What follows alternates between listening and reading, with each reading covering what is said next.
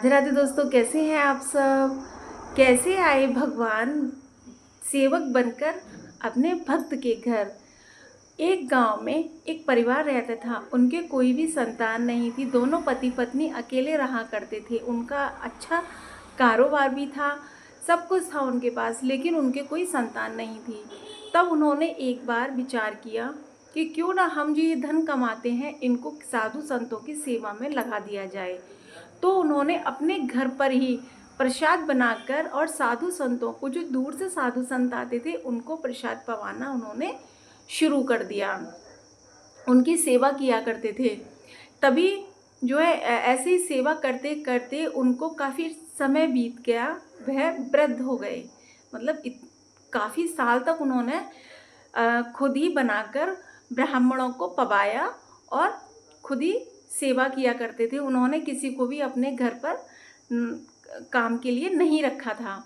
लेकिन जब वो वृद्ध हो गए तो वृद्ध होने के कारण वह कोई भी काम ठीक से नहीं कर पाते थे।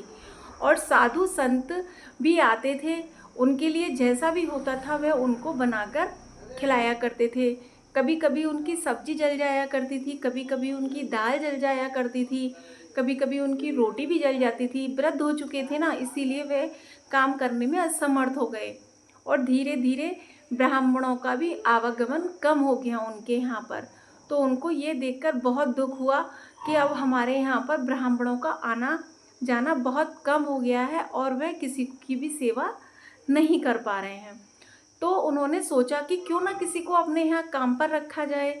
तो उन्होंने एक बोर्ड बनाया, मतलब था, एक फट्टे पर लिखा कि हमें यहाँ सेवा के लिए एक कार्यकर्ता की ज़रूरत है, मतलब एक काम करने वाले की ज़रूरत है जो निस्वार्थ रूप से सेवा कर सके, सेवा दे सके। तो उन्होंने ऐसा लगा दिया। ये जो बोर्ड लगाया था उन्होंने, ये हमारे विट्ठल महाराज ने, विट्ठल भगवान ने आकर पढ़ लिया। और फिर अगले दिन विट्ठल महाराज जो है, विट्ठल भगवान, वो एक छोटे से बच्चे का रूप रखकर गए उनके यहाँ। उन्होंने कहा कि मैं यहाँ पर ये बोर्ड लगा था और यहाँ किसी काम करने वाले की ज़रूरत है, जो निस्वार्थ होकर काम कर सके। मैं काम कर सकता हूँ, मेरा कोई भी नहीं है। तो उन्होंने कहा कि बेटा तुम तो बहुत छोटे हो अभी, तुम कैसे कर सकते हो काम। उन्होंने कहा कि मैं सब कर लेता हूँ। तो जो माता जी थी उन्होंने पूछा कि तुम्हारे माँ बाप कौन है, माँ बाप कहाँ हैं तुम्हारे।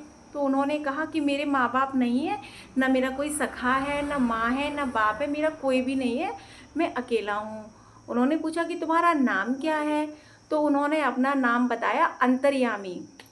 विट्ठल महाराज ने, मतलब विट्ठल भगवान ने अपना नाम बताया, अंतर्यामी। तो उन्होंने कहा अरे वाह, तुम्हारा तो नाम बहुत अद्भुत है, ऐसा बोला उन्होंने बूढ़े ब्राह्मण ने। तो उन्होंने कहा कि ठीक है, तुमको सुबह एक सब्जी बनानी होगी। मतलब उनको उनका काम बताया कि उनको क्या क्या काम करना है, कि एक सब्जी बनानी होगी, रोटी बनानी होगी। हमारे यहाँ कम से कम 200-250 ब्राह्मण आते हैं रोज़, और उनके लिए तुम्हें पूरी व्यवस्था करनी है। और हम तुम्हारे साथ में पूरा कार्य तो नहीं करा सकते, लेकिन हम तुम्हारा हाथ ज़रूर बटा सकते हैं। उन्होंने कहा ठीक है। लेकिन उन्होंने कहा कि अंतर्यामी ने कहा कि ठीक है, मैं ये सारे काम कर दूंगा, लेकिन मेरी एक शर्त है। तो उन्होंने कहा कि तुम्हारी क्या शर्त है। कि मेरी शर्त है कि मैं सबको भोजन बनाकर खिलाऊंगा, पवाऊंगा, लेकिन तुमको मेरे लिए भोजन बनाना होगा। मैं अपने हाथ से बना हुआ भोजन नहीं करता। तो वो बूढ़ी माँ थी, उन्होंने सोचा कि छोटा सा बालक है और ये कितना खाएगा, इसके लिए तो मैं ही भोजन बना दूंगी। उसने कहा कि ठीक है बेटा, मैं तेरे लिए भोजन बना दिया करूँगी। ऐसा कहकर विट्ठल महाराज, मतलब जो अंतर्यामी थे, वो रात को उन्होंने विश्राम किया, सो गए। सुबह उठे और सुबह अपने काम पर वो लग गए। काम इतनी जल्दी जल्दी कर रहे थे अंतर्यामी।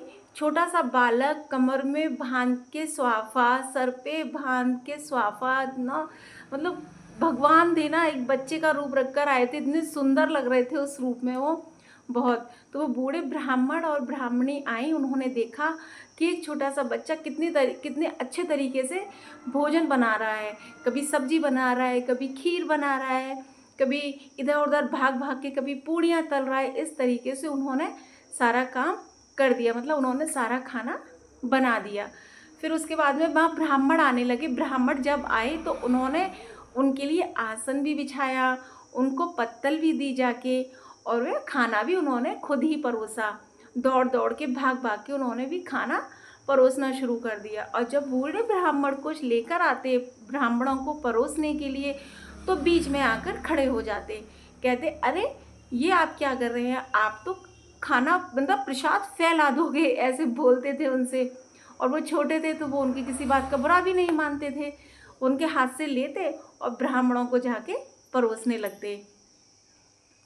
ऐसे करते करते शाम हो गई। उन्होंने मतलब जो भी था उनका सारा काम हो गया, उन सबको पवा दिया उन्होंने। फिर उसके बाद शाम को उन्होंने उनसे कहा कि ठीक है, मैंने सारा काम कर दिया, मतलब सब चीज़ व्यवस्थित जगह पर उन्होंने रख दी, जो चीज़ जहाँ थी, मतलब उन्होंने चौका साफ़ कर दिया, बर्तन भी साफ़ कर दिए, दरी भी उठा कर रख दी, पतलें भी उठा के रख दी। सब कुछ उन्होंने अपना काम निपटाने के बाद उन्होंने उनसे कहा माँ से कि माँ अब मैं भूखा हूँ, अब आप मुझे भोजन परोस दीजिए। तो माँ उठी, उन्होंने सोचा छोटा सा बालक है, मैं जल्दी से खाना बना दूँगी इसके लिए।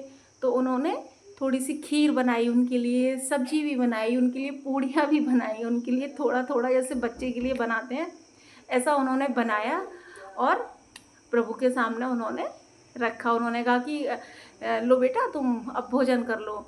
अब जैसे ही अंतर्यामी जब भोजन करने के लिए बैठे तो वे भोजन करते ही गए। छोटा सा बालक उनके सामने उन्होंने 10-5 पूड़ियाँ रख दी पहले, तो उन्होंने वो खा ली, एक बार में ही खा ली।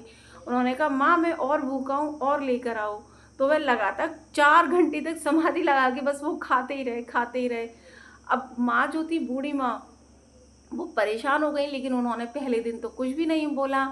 तो उसके बाद फिर मतलब 1 दिन 2 दिन 3 दिन मतलब 1 महीना बीत गया। इस तरीके से 1 महीने तक वो अपना काम करते रहे और रोज़ शाम को जो अंतर्यामी थे वो बूढ़े बाबा के जो है ब्राह्मण के पैरों में तेल भी लगाया करते थे, और बूढ़े ब्राह्मण उनसे बातें भी किया करते थे, चर्चाएं भी करते थे जो सारे दिन में हुआ करती थी। ऐसे ही करके 1 महीना 1-1.5 महीना बीत गया उनको। तो एक बार जो ब्राह्मणी थी वह जो है एक पड़ोस के घर में गई। वहाँ पड़ोस के घर में जैसे बातें करते हैं ना, इस तरीके से बातें की। तो पड़ोसन बोली कि आपके घर में तो बहुत ही अब चहल पहल रहती है, बहुत अच्छा हो गया है, आपके यहाँ साधु संत आते हैं, कीर्तन भी होता है आपके यहाँ, और सब कुछ बहुत आनंदमय है। तो लेकिन पंडित जी तो मतलब ठीक हैं, लेकिन आप इतनी क्यों सूख मतलब पतली हो रही हो, इतनी थक गई हो आप, उस पड़ोसन ने कहा। तो उन्होंने कहा कि अरे मैं तुझे क्या बताऊं, इस तरीके से मतलब उन्होंने उनसे बोला कि अरे मैं तुझे क्या बताऊं, वो जो है ना अंतर्यामी, वो जो है तो छोटा, लेकिन वो इतना खाता है कि पता नहीं पेट है कि कुआं है उसका। लेकिन अंतर्यामी जब शुरू में आए थे ना उनके यहाँ घर पर रहने के लिए, तो उन्होंने ये कहा था कि मैं कितना भी खाऊं, कुछ भी करूं, आप इसके बारे में किसी से कुछ नहीं कहेंगी, अगर आप किसी से कुछ कहेंगी तो मैं चला जाऊंगा। ऐसा ही हुआ। तो बूढ़ी माँ ने उनसे कह दिया कि उसका पेट तो इतना है, समझ में ही नहीं आता कि इतना सारा खाना वो कैसे खा लेता है। इस तरीके से मतलब उन्होंने उनसे बोल दिया। जैसे ही उन्होंने ये बोला कि इतना सारा खाना खाता है, वैसे ही अंतर्यामी अंतर ध्यान हो गए। शाम हुई, शाम के समय ब्राह्मण आए, उन्होंने उनको आवाज़ दी अंतर्यामी को कि अंतर्यामी। उन्होंने रसोई में देखा, बाज़ार जाकर देखा, मतलब भंडार घर में भी देख लिया उन्होंने, सब जगह उन्होंने अंतर्यामी को उन्होंने ढूंढ लिया, लेकिन अंतर्यामी उनको कहीं पर भी नहीं मिले। तब शाम हो गई, रात हो गई। फिर रोते रोते विट्ठल महाराज के मंदिर में गए, जाकर उनसे प्रार्थना करने लगे कि हे विट्ठल महाराज, हमारा मतलब जो अंतर्यामी है हमारा, वो छोटा सा बालक हमें वापस कर दो, हमें दे दो, हमसे जो गलती हुई है, हमसे जो क्षमा मतलब हमसे जो भूल हुई है उसको क्षमा कर दो, हमें आपके भी दर्शन नहीं चाहिए इस जीवन में। मतलब वो विट्ठल महाराज से ये, विट्ठल भगवान से ये बोल रहे थे बूढ़े ब्राह्मण और ब्राह्मणी कि अब तो हमें आपके भी दर्शन नहीं चाहिए, लेकिन हमें हमारा अंतर्यामी हमें लौटा दो। बहुत रोने लगे, बहुत विलाप करने लगे, और जो है मतलब बहुत उनको बहुत ज़्यादा दुख हुआ, और वह दंडवत हो गए उनके सामने। विट्ठल महाराज के, विट्ठल भगवान के सामने वो दंडवत हो गए। उसके बाद वो जब नीचे जब उन्होंने सर किया तो विट्ठल भगवान उसी बच्चे के रूप में, अंतर्यामी बच्चे के रूप में वो वहाँ प्रकट हो गए। उन्होंने कहा कि मतलब उनको आवाज़ लगाया बाबूजी ऐसे करके, तो वह तुरंत उठ के खड़े हो गए और देखा उन्होंने पीछे मुड़ के, तो वहाँ तो कोई भी नहीं था। उन्होंने कहा कि पीछे नहीं आगे देखो। जैसे ही उन्होंने आगे देखा तो विट्ठल महाराज मतलब विट्ठल भगवान ही अंतर्यामी के रूप में वहाँ खड़े हुए थे। तभी वह उनसे मतलब उनसे क्षमा मांगी उन्होंने और उनको दंडवत किया। मतलब दोस्तों भगवान इतने सीधे हैं ना, इतने भोले हैं ना कि उनको मतलब प्रेम भाव, मतलब भाभी उनको अपने मतलब घर पे उन्होंने मतलब किसी मतलब भाव ऐसे होने चाहिए कि भगवान को भी उन्होंने अपने घर पर काम करने के लिए भी उनको मतलब मजबूर होना पड़ा। उनके घर काम करने के लिए उन्हें आना पड़ा। उनका मतलब जो करने का, संतों को पवाने का, उनकी सेवा का जो भी था वो एकदम निस्वार्थ था, एकदम साफ भावना। तो भगवान भी नीचे उतर कर आए, उनके घर में काम किया, उनके पैरों में तेल भी लगाया, सब कुछ किया उन्होंने। तो दोस्तों भगवान का तो बस एक ही सिद्धांत है, पूरा दे दे और पूरा ले ले। मतलब पूरा भाव मुझे दे, पूरे भाव से मुझे भज और मेरी पूरी कृपा पा। तो प्यार से बोलो जय विट्ठल महाराज की जय। श्री राधे राधे।